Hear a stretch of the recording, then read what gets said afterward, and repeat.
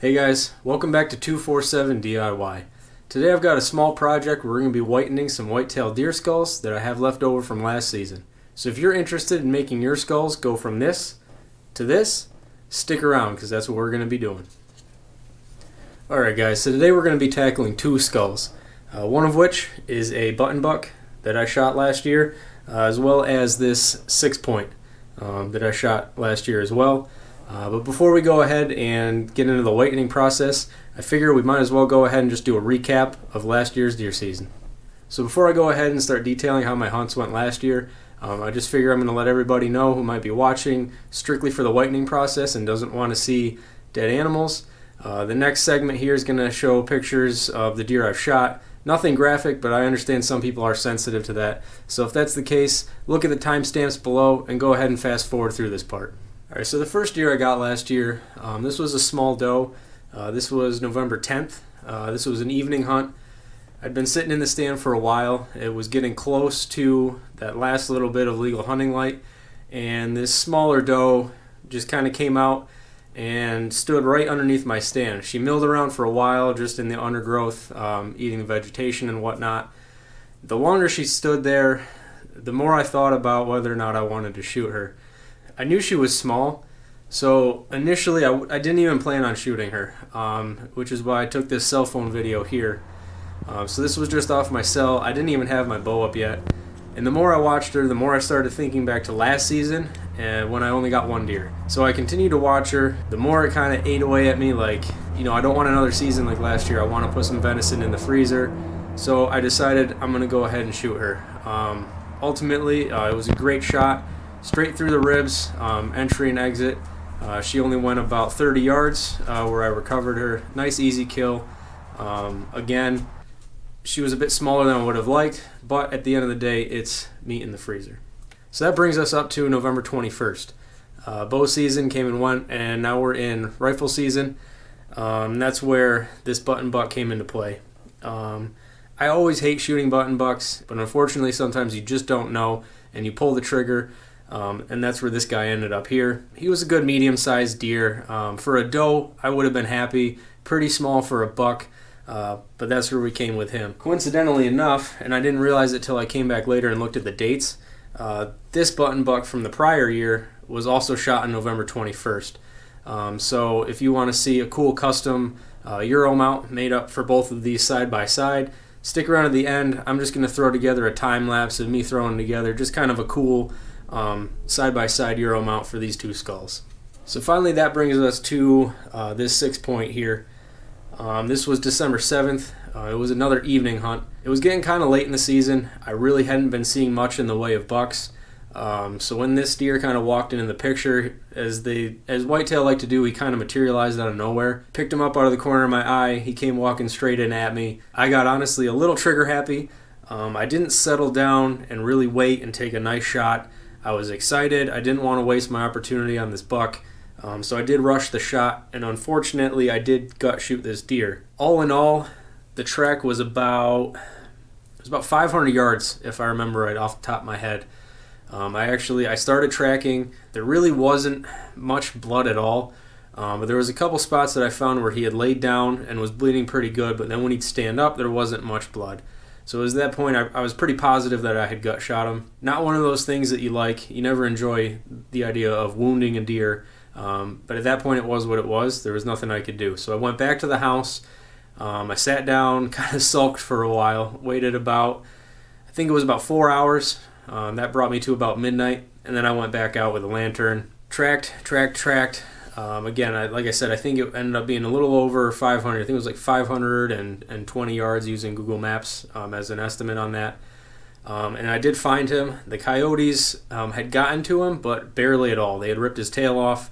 I got there just in time to recover him and was able to get him field dressed, cleaned up. It was a long drag because I didn't want to go back through the thick woods. So I circled through on some fields, and that was... So I think that ended up being about 900-yard drag. It wasn't too bad. It sounds like a really long ways, but ultimately I got him home, and I'm just glad that I was able to recover him and that it wasn't a waste, because if there hadn't been snow on the ground, I would not have recovered this deer. So that's my recap of last year's hunting season. Let's go ahead and work on getting these skulls whitened. Alright guys, so here we are, and this is everything you're going to need to go ahead and whiten these skulls. Obviously you're going to go ahead and need some skulls to whiten. You're going to need some 40 volume peroxide developer, specifically the cream version. I use this Salon Care. Seems to be very highly rated for whitening skulls.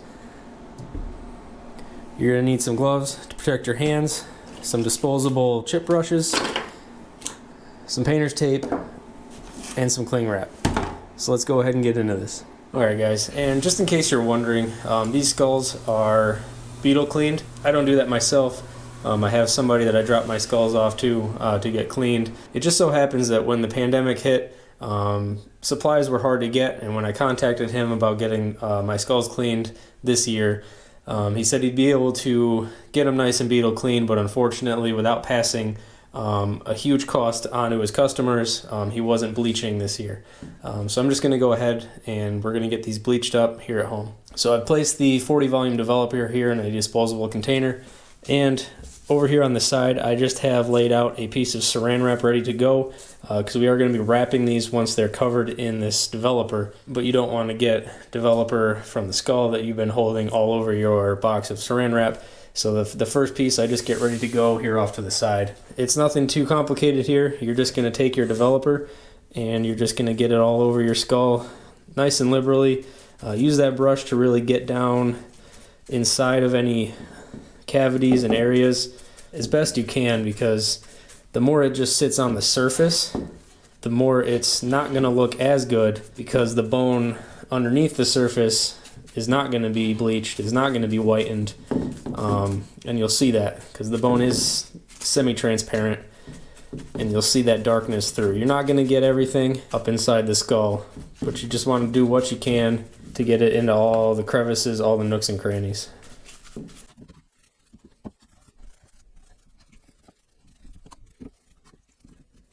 So once I'm pretty satisfied with the underside of the skull, the side that you're really not going to see once it's on a mount, I just kind of liberally get some on there, and now's when I really start kind of trying to lay it on in a good layer, because this is the side that you're going to see once it's on a plaque and on a mount. So we're not really brushing anymore, we're more just kind of slathering it on there.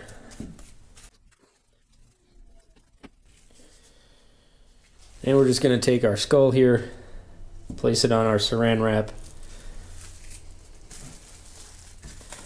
and just get it semi-covered. So now you can remove your gloves and go ahead and add some more saran wrap. You're not trying to go like super tight here, just enough so it kind of holds a lot of that developer kind of in place. But we're going to let this sit. We're going to let this sit for about 24 hours. We'll come back and we'll see how white we got it with the first application. Alright, so now for buck that has antlers, what you want to do is obviously you don't want to bleach your antlers.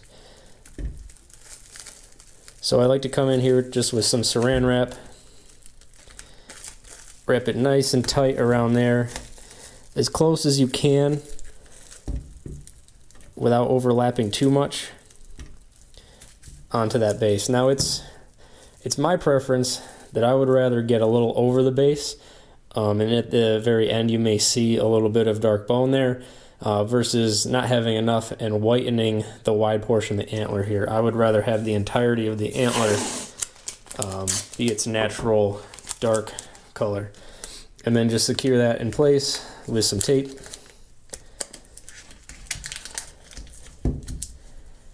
And repeat on the other side.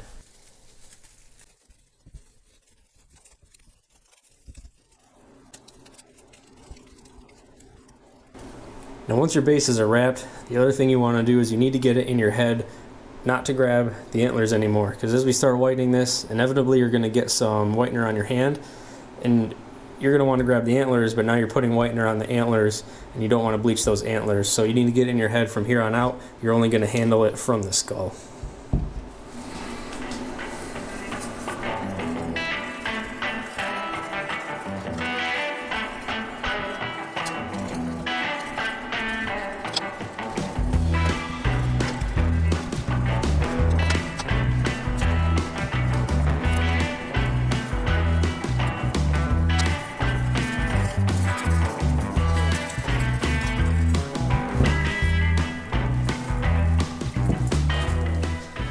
So that's that. I'm going to go ahead and let these sit overnight, and when we come back, we'll see what these are looking like. And one last thing I'm going to do here, guys, is from what I've read, this peroxide works a lot better when it's warm. So I've just set up this heating lamp. I picked this up from Harbor Freight years ago, but I've just set up this heating lamp to sit in front of these skulls here. I'm not going to let this sit overnight. I'm not super comfortable with just leaving, a heat source like this down here overnight. It'd probably be just fine, but I don't like the idea of it. So I'm just going to leave this down here probably a couple hours like this, and I'm going to turn the skulls so the other face is being warmed up for probably another couple hours. And then, before I go to bed, we'll go ahead and shut the heat source off here, and we'll see what these look like tomorrow. Alright guys, so here we are the next morning. You can already see, even without taking the plastic wrap off, that these are considerably whiter than they were before. I will say, absolutely go ahead and make sure you use a heat source when you're doing this. I noticed that when it was sitting there without the heat source, the volume 40 just kind of sat there, wasn't doing much. When I added the heat source, it started getting all bubbly, and these things turned white within a couple of hours. We're going to go ahead and get these unwrapped. I can already see it looks like what we're going to have to do is probably another application of this, but let's get these unwrapped and get a closer look at them.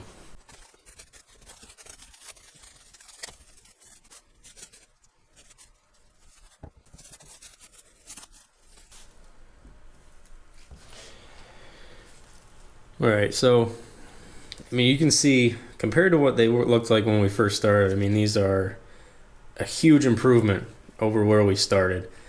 I'm hoping with kind of the backlighting here, you might be able to see what I was talking about, how, you can kind of see there's a dark spot here. There is some on the surface that I think an application will take off, but a lot of what this is it's actually dark bone showing through from the inside of the skull cavity, which we're really not going to be able to reach very well. And again, we've got the 6-point here. Some darker spots with him, I'm going to assume just because an older deer is going to have much thicker bone than this button buck over here. But I think what we're going to do to proceed is I've got a bucket of warm water. We're going to dunk these, clean everything off of them, let them dry, and do a second application.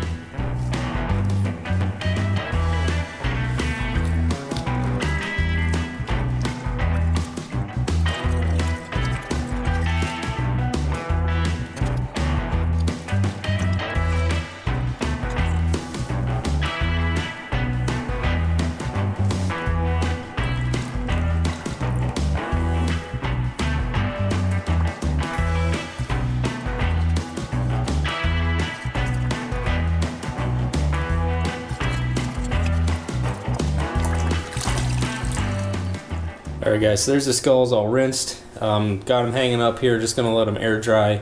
We'll come back for a second application of the volume 40. Okay guys, so here we are. I know I said I was going to do another application of this peroxide, but I'm going to be honest with you. I went out for a while and I started working on the mount for these two while these dried. And when I came back, I am completely happy and satisfied with how white these came out. I think a second application might be able to get them a little bit whiter, but honestly I like them with just that little bit of kind of yellow bone color to them. The completely bleached white skull to me looks a little unnatural, so I'm super happy with how these came out. So I'm not going to do a second coat. This is just kind of comparison here. This was the one that I had professionally whitened and beetle cleaned. And this is the one I just whitened myself. You can see there's a little bit more yellow on this one, but overall they match well enough as far as I'm concerned for putting next to each other on the same mount without one looking, vastly different from the other one. The only thing I'm going to have to do on this guy is you saw from before that this ear bone came off, so I'm just going to super glue that ear bone back on, and then the nasal bone here separated a bit, and I'm hoping a little bit of super glue on there will close that up just to make it just look a little bit better.